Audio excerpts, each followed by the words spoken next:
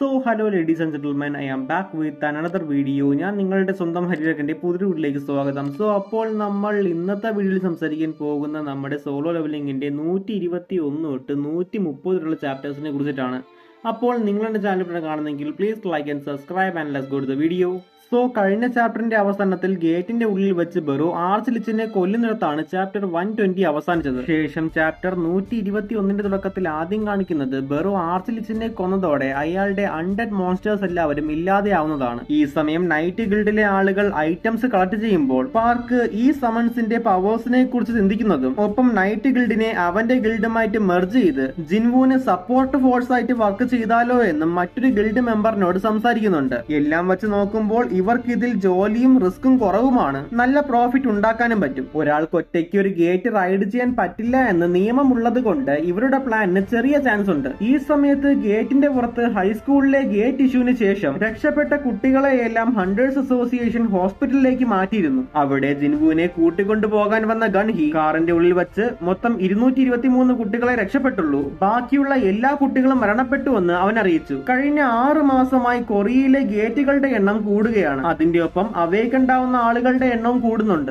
ജിൻവുവിനെ തങ്ങളുടെ രാജ്യത്തേക്ക് കൊണ്ടുവരാൻ ജപ്പാൻ, USA, ചൈന, റഷ്യ പോലുള്ള രാജ്യങ്ങൾ ശ്രമിക്കുന്നതും ഗൺഹിക്ക് അറിയാമായിരുന്നു. ജിൻവുവിന് പോകാൻ താല്പര്യമുണ്ടെങ്കിൽ അവനെ തടയാൻ ഹണ്ടേഴ്സ് അസോസിയേഷന് അർഹതയില്ല. പക്ഷേ എസ് റാങ്കേഴ്സിന്റെ എണ്ണം കൊറിയയിൽ കുറഞ്ഞു വരുന്നത് കൊണ്ട് കൊറിയ വല്ലാത്തൊരു അവസ്ഥയിലൂടെയാണ് ഇപ്പോൾ കടന്നു പോകുന്നത്. ഈ സമയത്ത് ജിൻഹായെ അഡ്മിറ്റ് ചെയ്ത ഹോസ്പിറ്റലിൽ ജിൻവുവിനെ ഡ്രോപ്പ് ചെയ്തപ്പോൾ ഗൺഹി ജിൻവുവിനോട് നിനക്ക് വേണ്ട സഹായമെല്ലാം ഞാൻ ചെയ്തു തരാം, നിനക്ക് കൊറിയയിൽ തന്നെ നിൽക്കാൻ പറ്റുമോ എന്ന് അയാൾ ചോദിച്ചു. ഇത് കേട്ടപ്പോൾ അയാളുടെ നിസ്സഹായാവസ്ഥ മനസ്സിലാക്കിയ ജിൻവു തനിക്ക് ഒറ്റയ്ക്ക് ഗേറ്റ് റൈഡ് ചെയ്യാനുള്ള പെർമിഷൻ തന്നാൽ ഞാൻ കൊറിയയിൽ തന്നെ നിൽക്കാമെന്ന് അയാളോട് പറഞ്ഞു. ജിൻവു സ്വയം ഒരു വൺ മാൻ ആർമിയാണെന്ന് അറിയാമായിരുന്ന ഗൺഹി അവന് വേണ്ടി മിനിമം ഹെഡ് കൗണ്ട് റൂളിൽ മാറ്റം വരുത്താൻ ഗൺഹി തീരുമാനിച്ചു. ഇത് കഴിഞ്ഞ് അടുത്ത് കാണിക്കുന്നത് ജിൻഹോ ഗിൽഡിന്റെ ഫൗണ്ടിംഗ് മെമ്പർ റിക്വയർമെന്റ് തികയ്ക്കാൻ വേണ്ടി തന്റെ കസിൻ യൂസോയെ ഗിൽഡിലേക്ക് കൊണ്ടുവരുന്നതാണ്. അവൾ ഒരു എ റാങ്ക് ഹണ്ടർ മാത്രമല്ല, കൊറിയയിൽ അറിയപ്പെടുന്ന ഒരു ആക്ട്രസും കൂടിയാണ്. താൻ അന്വേഷിക്കുന്ന മെമ്പറിന്റെ എല്ലാ ഗുണവും ഇവൾക്കുള്ളത് കൊണ്ട് ജിൻവു അവളെ ഗിൽഡിലെടുത്തു. ഇതിനുശേഷം ജിൻവുമായിട്ടുള്ള ഫോട്ടോ യൂസോ സോഷ്യൽ മീഡിയയിൽ പോസ്റ്റ് ചെയ്തതോടെ കൊറിയയിലെ 10ാമത്തെ എസ് റാങ്കറിന്റെ ഹാജിൻ ഗിൽഡിൽ സെലിബ്രിറ്റി ആക്ട്രസ് യൂസോ അംഗമായത് കൊറിയ മൊത്തം അറിഞ്ഞു. അതേസമയം ബോർഡ് മീറ്റിംഗിൽ ജിൻവുവിന്റെ ആവശ്യം ചർച്ച ചെയ്ത ഗൺഹി കുറച്ച് പണിപ്പെട്ടിട്ടാണെങ്കിലും ജിൻവുവിന്റെ ആവശ്യം നേടിയെടുത്തു. അതോടെ പിറ്റേ ദിവസം തന്നെ ജിൻവുവിന് ഒറ്റയ്ക്ക് ഗേറ്റ് റൈഡ് ചെയ്യാനുള്ള പെർമിറ്റ് കിട്ടി. ഇത് കൊറിയയിൽ വലിയ വാർത്തയായതോടെ TV ചാനൽസ് ഇവനെ കാണാൻ വേണ്ടി ഗേറ്റിന്റെ മുന്നിൽ തടിച്ചുകൂടിയിരുന്നു. ഇവർ എന്തുകൊണ്ടാണ് ഗിൽഡിന് ഹാജിൻ എന്ന് പേരിട്ടത്,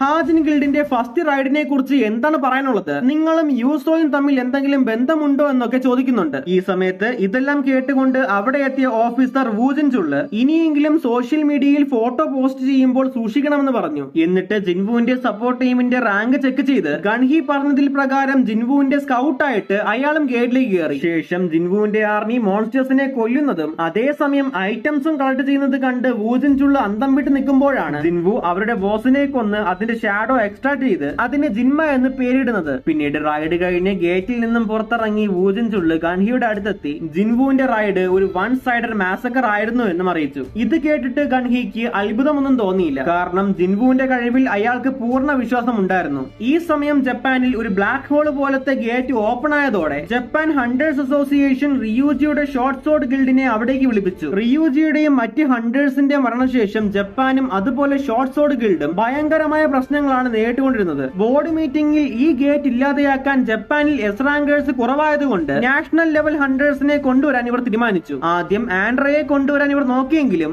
അയാളുടെ ഫീസ് കൂടുതലായതുകൊണ്ട് യൂരി ഓർലോവിനെ കൊണ്ടുവരാൻ ഇവർ തീരുമാനിച്ചു. ഈ സമയത്ത് റൈഡും ബാക്കി പരിപാടിയും ഒക്കെ കഴിഞ്ഞ് തന്റെ ഓഫീസിലേക്ക് തിരിച്ചു വന്ന ജിൻവു പാർക്കിംഗ് ഏരിയയിൽ വെച്ച് മിസ് ചായെ കണ്ടു. അവൾ തന്റെ കാർ എടുക്കാൻ വേണ്ടിയിട്ട് അവിടെ വന്നതാണെങ്കിലും ഇവനെ കണ്ടപ്പോൾ യോസോയെ ഗിൽഡിൽ എടുത്തതിനെ കുറിച്ച് അവൾക്ക് ചോദിക്കണമെന്ന് മനസ്സിലുണ്ടായിരുന്നുവെങ്കിലും അവൾ അത് ചോദിക്കാതെ ബിയോങ്ങിനെ കണ്ട കാര്യം ജിൻവുവിനോട് പറഞ്ഞു. ശേഷം ജിൻവുവിന്റെ ഒപ്പം ഓഫീസിലെത്തിയ മിസ്റ്റർ ബിയോങ് ജിൻവുവിനോട് അവന്റെ ശക്തിയെ സൂക്ഷിച്ച് ഉപയോഗിക്കണമെന്നും എന്നെ ഒരു ഇരുണ്ട ഇടത്ത് നിന്നും ഞാനില്ലാത്ത രൂപത്തിലേക്ക് എന്നെ റിവൈവ് ചെയ്തപ്പോൾ എന്റെ വില്ലും കോൺഷ്യസ്നെസ്സും ഒക്കെ നഷ്ടപ്പെട്ട് ആരുടെയോ അടിമയായതുപോലെ തോന്നിയെന്നും അവിടെ പേടി വരേണ്ടടുത്ത് എനിക്ക് സന്തോഷമാണ് വന്നതെന്നും ആ ശക്തി വളരെ പവർഫുൾ ആണെന്നും അവൻ പറയാൻ പറഞ്ഞു എന്ന് ജിൻവുവിനോട് പറഞ്ഞു. അതിന്റെ ഒപ്പം ജിൻവുവിന്റെ ആർമിയെ കുറിച്ച് ബിയോങ് എന്തോ പറയാൻ ശ്രമിക്കുന്നുണ്ട്. എന്നാൽ അത് എന്താണെന്ന് പറയാതെ ജിൻവുവും ജിൻഹോയും ഒരു ഡഞ്ചനിൽ ഇരിക്കുന്നതാണ് അടുത്ത കാണിക്കുന്നത്. ഈ സമയത്ത് ജിൻഹോ ജിൻഹയുടെ വിവരം അന്വേഷിച്ചു കേട്ട് അവൾ ഇപ്പോൾ ഓക്കെ ആണോ എന്നറിയാൻ തന്റെ ഷെയർ സെൻസ് വെച്ച് അവളെ നോക്കുന്നതും ഒപ്പം തന്റെ ഷാഡോ സോൾജേഴ്സ് ഉള്ള സ്ഥലത്തെ ആളുകളെ വീക്ഷിക്കുന്നതും കാണിക്കുന്നുണ്ട്. ഈ സമയത്ത് ജപ്പാനിലെ ഗേറ്റിന്റെ വിഷയത്തിൽ ജിൻവുവിനെ അവർ കോണ്ടാക്ട് ചെയ്തോ എന്ന് ജിൻഹോ ചോദിക്കുന്നുണ്ട്. എന്നാൽ അവർ തന്നെ വിളിച്ചില്ല എന്ന് പറഞ്ഞ ജിൻവു ഗേറ്റ് ക്ലിയർ ചെയ്യാൻ വേണ്ടി ഇറങ്ങി. ഈ സമയം ജപ്പാൻ ഹണ്ടേഴ്സ് അസോസിയേഷന്റെ റെപ്രസെന്റേറ്റീവ്സ് ഓർലോവ് എന്ന എസ് റാങ്ക് സപ്പോർട്ട് ടൈപ്പ് ഹണ്ടറിന്റെ അടുത്തെത്തി. അയാളാണെങ്കിൽ 10 മില്യൺ ഡെയിലി തന്നാൽ മാത്രമേ ആ ഗേറ്റ് അവർ പറയുന്ന കാലം വരെ ബാരിയർ വെച്ച് അടയ്ക്കാൻ പറ്റുള്ളൂ എന്ന് പറഞ്ഞതോടെ ജപ്പാൻ അത്രയും നിവർത്തിയില്ലാത്ത അവസ്ഥയിലായതുകൊണ്ട് അയാളുടെ ഡിമാൻഡ് അംഗീകരിക്കേണ്ടി വന്നു. പിറ്റേ ദിവസം ജിൻവു കാത്തിയോൺ ടെമ്പിളിലേക്ക് പോകാൻ വീട്ടിൽ നിന്നും ഇറങ്ങി ഗേറ്റിന്റെ അടുത്തെത്തിയെങ്കിലും അപ്പോഴേക്കും ഒരു റൈഡ് ടീം അതിന്റെ അകത്തേക്ക് കയറിയിരുന്നു. റൈഡ് പെർമിറ്റ് ഇല്ലാതെ ജിൻവുവിനെ അകത്തേക്ക് കയറ്റാൻ ഓഫീസർ അനുവദിച്ചില്ല എങ്കിലും ഇത് ഡബിൾ ലെയർ ഡഞ്ചൻ ആണ്. പെട്ടെന്ന് അസോസിയേഷനെ വിവരമറിയിക്കാൻ പറഞ്ഞിട്ട് ജിൻവു അകത്തേക്ക് പോയി. ശേഷം അകത്തെത്തിയ ജിൻവു ഇവരോട് സംസാരിച്ച് പുറത്തേക്ക് അയക്കാൻ നോക്കിയെങ്കിലും ഇവർ ആദ്യം ഇതിന് തയ്യാറായില്ല.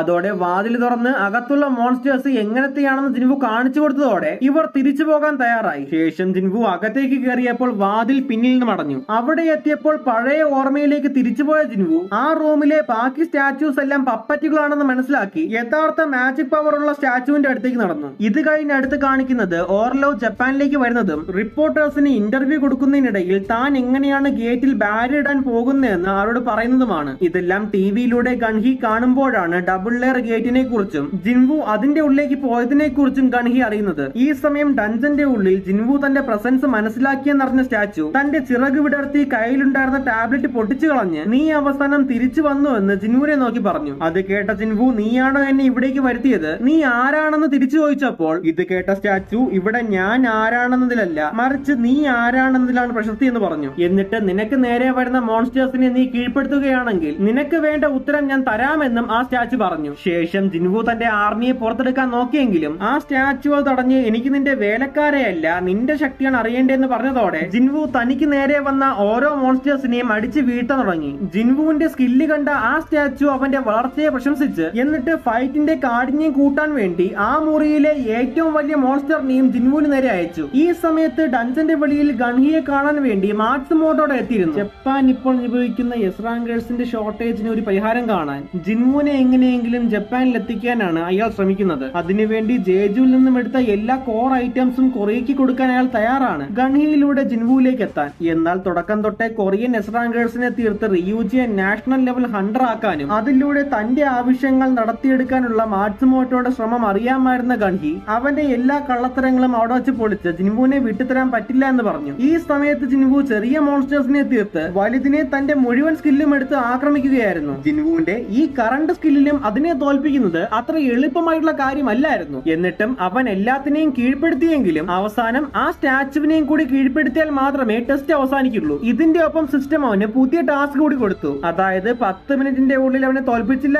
എങ്കിൽ ജിൻവുവിന്റെ ഹൃദയം നിലയ്ക്കുമെന്ന്. ഇതെല്ലാം കണ്ട് ജിൻവു നീ ആരാണെന്ന് ആ സ്റ്റാച്ചുവിനോട് ചോദിച്ചപ്പോൾ ഞാനാണ് ഈ സിസ്റ്റത്തിന്റെ സൃഷ്ടാവ് അല്ലെങ്കിൽ ക്രിയേറ്റർ എന്ന് അവനോട് പറഞ്ഞു. ഈ സമയം ഡഞ്ചന്റെ പുറത്ത് വൂജിൻ ചുള്ളും അവന്റെ എലൈറ്റ് ഫോഴ്സും അവിടെ എത്തി. ആദ്യം അകത്തേക്ക് പോകാൻ തീരുമാനിച്ച വൂജിൻ ചുള്ള് അകത്തുള്ള ശക്തിയുടെ അളവ് കണ്ട് അവിടെ അടുത്തുണ്ടായിരുന്ന ഹണ്ടേഴ്സ് ഗിൽഡിലെ എസ് റാങ്കേഴ്സിനെ വിളിച്ചുകൊണ്ടാണ് അകത്തേക്ക് പോയത്. ഈ സമയം ക്രിയേറ്റർ തന്റെ 6 ചിറകുകളെ 6 കൈകളാക്കി ജിൻവുവുമായിട്ട് ഏറ്റുമുട്ടി. വെറും ഏറ്റുമുട്ടലല്ല, ജിൻവുവിനെ ഇവൻ പന്നിക്കിട്ടും തന്നെ പറയാം. ജിൻവു തന്റെ സ്കില്ലുകളെല്ലാം ഇവനെതിരെ ഉപയോഗിച്ചുവെങ്കിലും അതെല്ലാത്തിന്റെയും കൗണ്ടർ മൂവ് ക്രിയേറ്ററിന്റെ കയ്യിൽ ഉണ്ടായിരുന്നു. അതോടെ തന്റെ 8 കൈയിലും 8 ആയുധങ്ങൾ എടുത്ത ക്രിയേറ്റർ ജിൻവുവിന് നേരെ പോയെങ്കിലും ഇപ്രാവശ്യം ജിൻവുവിന് അവന്റെ മൂവ്സ് പ്രെഡിക്റ്റ് ചെയ്യാനും അത് ഡോഡ്ജ് ചെയ്യാനും കഴിഞ്ഞിരുന്നു. അതോടെ അത്രയും നേരം ജിൻവുവിനെ അണ്ടർ എസ്റ്റിമേറ്റ് ചെയ്ത ക്രിയേറ്റർ ജിൻവുവിന്റെ ഏത് പ്രതിസന്ധിയും തരണം ചെയ്യാനുള്ള കഴിവ് കണ്ടാണ് സിസ്റ്റം അവനെ തന്നെ ചൂസ് ചെയ്തെന്ന് മനസ്സിലാക്കി. ഇനി ടൈമർ തീരാൻ 4 മിനിറ്റ് കൂടി ഉണ്ടെന്ന് കണ്ട ക്രിയേറ്റർ തന്റെ തോൽവി ഭയന്ന് ബാക്കി മോൺസ്റ്റേഴ്സിനെയും അവന് നേരെ അയച്ചെങ്കിലും ടൈമർ തീരാൻ കൃത്യം 2 മിനിറ്റും 13 സെക്കൻഡും ബാക്കിയുള്ളപ്പോൾ ജിൻവു അവരെയും ക്രിയേറ്ററിനെയും തോൽപ്പിച്ചു. അതോടെ അവൻ ആവശ്യപ്പെട്ട ഡാറ്റാസ് എല്ലാം ക്രിയേറ്റർ അവന്റെ സിസ്റ്റത്തിലേക്ക് ട്രാൻസ്ഫർ ചെയ്തു. ആ ഡാറ്റാസ് ഓപ്പൺ ചെയ്ത ജിൻവു അടുത്ത നിമിഷം കാണുന്നത് ഒരു വലിയ യുദ്ധഭൂമിയാണ്. അവിടെ എൽഫും ഹൈയോർക്കും ഒക്കെ അടങ്ങുന്ന ഒരു സേന ആകാശത്ത് നിന്നും പറന്നിറങ്ങിയ സിൽവർ സോൾജേഴ്സുമായിട്ട് ഏറ്റുമുട്ടിയെങ്കിലും അവരെയെല്ലാം സിൽവർ സോൾജേഴ്സ് കൊന്നുകളയുകയാണ് ഉണ്ടായത്. ഈ ശവങ്ങൾ കെട്ടിക്കിടക്കുന്ന യുദ്ധഭൂമിയിൽ നിന്നുമാണ് ഷാഡോ മൊണാർക്കിന്റെ ആർമിയുടെ ജനനം. ശേഷം ഈ ആർമിയെ നയിച്ച ഷാഡോ മൊണാർക്ക് സിൽവർ സോൾജേഴ്സിനെ കൊന്നു തള്ളുന്നതാണ് അടുത്ത കാണിക്കുന്നത്. ഈ സമയം ഡഞ്ചന്റെ അകത്തേക്ക് ചോയ് ജോങ്ങും മിസ്റ്റായും അടങ്ങുന്ന ഹണ്ടേഴ്സിന്റെ ടീം വരികയും ഇവരെ കണ്ട ക്രിയേറ്റർ രാജാവിനെ, അതായത് ജിൻവുവിനെ ഉറക്കത്തിൽ ശല്യം ചെയ്യരുതെന്ന് പറഞ്ഞ് അവരെ ആക്രമിക്കുകയും അവരുടെ നേരെ പപ്പറ്റുകളെ അയക്കുകയും ചെയ്തു. ഈ സമയം മിസ്റ്റർ ജിൻവു ഒരു സ്പെല്ലിൽ അകപ്പെട്ടിരിക്കുകയാണെന്ന് കരുതി അവനെ രക്ഷിക്കാൻ അടുത്തേക്ക് പോകാൻ നോക്കിയെങ്കിലും ക്രിയേറ്റർ അവളെ തടഞ്ഞു. ഈ സമയം ഷാഡോ മൊണാർക്കിനെ ഡീമൺ കിങ് ബറാമ ചതിക്കുന്നതും ശേഷം ബറാമിന്റെ പടയെ ആക്രമിച്ച് തോൽപ്പിച്ച് അവനോട് എന്തിനാണ് തനിക്കെതിരെ പോയതെന്ന് ഷാഡോ മൊണാർക്ക് ചോദിക്കുന്നത് കാണിക്കുന്നുണ്ട്. ശേഷം ഷാഡോ മൊണാർക്ക് ബറാമിനെ കൊന്നതിന് ശേഷം ജിൻവു ഷാഡോ മൊണാർക്കിന്റെ ശരീരത്തിൽ എത്തിയപ്പോഴാണ് അവൻ നേരത്തെ കൊന്ന ബറാമാണ് ഈ ബറാം എന്ന് അവൻ മനസ്സിലാക്കിയത്. അപ്പോഴാണ് തന്റെ ഉള്ളിൽ 2 ഹൃദയമാണുള്ളത്, അതിലൊന്ന് ഷാഡോ മൊണാർക്കിന്റേതാണെന്നും അവൻ അറിഞ്ഞത്. ഈ സമയം മിസ്ചായെ തടഞ്ഞ ക്രിയേറ്റർ അവളുടെ അടുത്ത് ഷാഡോ മൊണാർക്കിന്റെ സോൾജറിന്റെ പ്രസൻസ് മനസ്സിലാക്കി. ശേഷം സോൾജറിനെ അസൈൻ ചെയ്യാൻ മാത്രം അടുപ്പം മിസ്ചായ്ക്കും ജിൻവുവിനും ഇടയിൽ ഉണ്ടെന്ന് മനസ്സിലാക്കിയ ക്രിയേറ്റർ അവൾ ഒഴികെ ബാക്കിയുള്ള എല്ലാവരും മരിക്കുമെന്ന് പറഞ്ഞു. ഈ സമയം പെട്ടെന്ന് ജിൻവു അവനെ അടിച്ചിട്ടതോടെ ജിൻവുവിന്റെ ബോഡിയിൽ ഇപ്പോഴും അവൻ തന്നെയാണ്, ഷാഡോ മൊണാർക്ക് അല്ല എന്ന് ക്രിയേറ്റർ മനസ്സിലാക്കി. അവൻ ബ്ലാക്ക് ഹാർട്ടിനെയും ഓവർകം ചെയ്തത് കണ്ട് പേടിച്ചിരണ്ടു. ശേഷം തന്റെ ചോദ്യങ്ങൾക്കുള്ള എല്ലാ ഉത്തരവും കിട്ടാത്ത ജിൻവു ഈ സിസ്റ്റവും പ്ലെയറും നിന്റെ ഉദ്ദേശവും എന്താണെന്ന് അവനോട് ചോദിച്ചു. അതിന് ഉത്തരം പറയുന്നതിന് പകരം നിന്നെ ബാക്കി മൊണാർക്കുകൾ വെറുതെ വിടില്ല എന്ന് ക്രിയേറ്റർ പറഞ്ഞതോടെ ജിൻവു അവനെ കത്തിമുനയിൽ നിർത്തി. എന്നിട്ടും ഉത്തരം പറയാത്ത ക്രിയേറ്റർ നീ എന്നെ കൊന്നാൽ എന്റെ പപ്പറ്റുകൾ ബാക്കിയുള്ളവരെ കൊല്ലുമെന്ന് പറഞ്ഞ് ഭീഷണിപ്പെടുത്തി. എന്നാൽ ജിൻവു നിന്നെയും കൊല്ലും നിന്റെ പപ്പറ്റിനെയും കൊല്ലും എന്ന് പറഞ്ഞതോടെ ക്രിയേറ്റർ നീ എന്നെ കൊന്നാൽ സിസ്റ്റവും ഇല്ലാതെയാവുമെന്ന് പറഞ്ഞു നോക്കിയെങ്കിലും അതിലും ജിൻവു കുലുങ്ങിയില്ല. അതോടെ ക്രിയേറ്റർ ജിൻവുവിന്റെ സിസ്റ്റത്തെ ഇല്ലാതെയാക്കാൻ നോക്കിയെങ്കിലും അപ്പോഴേക്കും ജിൻവു സിസ്റ്റത്തിലേക്കുള്ള ക്രിയേറ്ററിന്റെ ആക്സസ് ബ്ലോക്ക് ചെയ്ത് അവനെ വെട്ടിക്കൊല്ലുന്നിടത്താണ് ചാപ്റ്റർ 130 അവസാനിക്കുന്നത്. സോ കഴിഞ്ഞു ഗൈസ്, ഇതാണ് സോളോ ലെവലിംഗിന്റെ ചാപ്റ്റർ 121 തൊട്ട് 130 കഥ. പിന്നെ സോളോ ലെവലിംഗിന്റെ ആദ്യ 120 ചാപ്റ്റേഴ്സിന്റെ വീഡിയോ കാണാത്തവർക്ക് അതിന്റെ ലിങ്ക് ഞാൻ ഡിസ്ക്രിപ്ഷൻ ബോക്സിൽ കൊടുത്തിട്ടുണ്ട്. അതല്ല സോളോ ലെവലിംഗിന്റെ മാൻവ വായിക്കാൻ താല്പര്യമുള്ളവർക്ക് അതിന്റെ ലിങ്ക് ഞാൻ എന്റെ ഇൻസ്റ്റാഗ്രാം ലിസ്റ്റിൽ കൊടുത്തിട്ടുണ്ട്. സോ കഴിഞ്ഞു ഗൈസ്, ഇതൊക്കെ തന്നെയാണ് സോളോ ലെവലിംഗിന്റെ ഈ ചാപ്റ്റേഴ്സിനെ കുറിച്ച് പറയാനുള്ളത്. ഇങ്ങനെയൊക്കെ പോയിന്റ് പറയാൻ വിട്ടുപോയിട്ടുണ്ടെങ്കിൽ നിങ്ങൾ ദയവായി കമന്റ് ബോക്സ് അറിയിക്കുക. ഇതുപോലെ ഏതെങ്കിലും മാങ്കയെ കുറിച്ചോ അല്ലെങ്കിൽ മാൻവയെ കുറിച്ചോ താല്പര്യമുണ്ടെങ്കിൽ അതും എന്നെ കമന്റ് ബോക്സ് അറിയിക്കുക. പിന്നെ വീഡിയോ ഇഷ്ടമായെങ്കിൽ ലൈക്ക് ചെയ്യുക, സബ്സ്ക്രൈബ് ചെയ്യുക, നിങ്ങളുടെ സോളോ ലെവലിംഗ് ഫാൻസ് ആയ കൂട്ടുകാർക്ക് ഈ വീഡിയോ ഷെയർ ചെയ്യുക. അപ്പോൾ മറ്റൊരു വിഷയമായി വീണ്ടും കാണാമെന്ന് വിഷയത്തോടെ this me Fallen Loki signing out.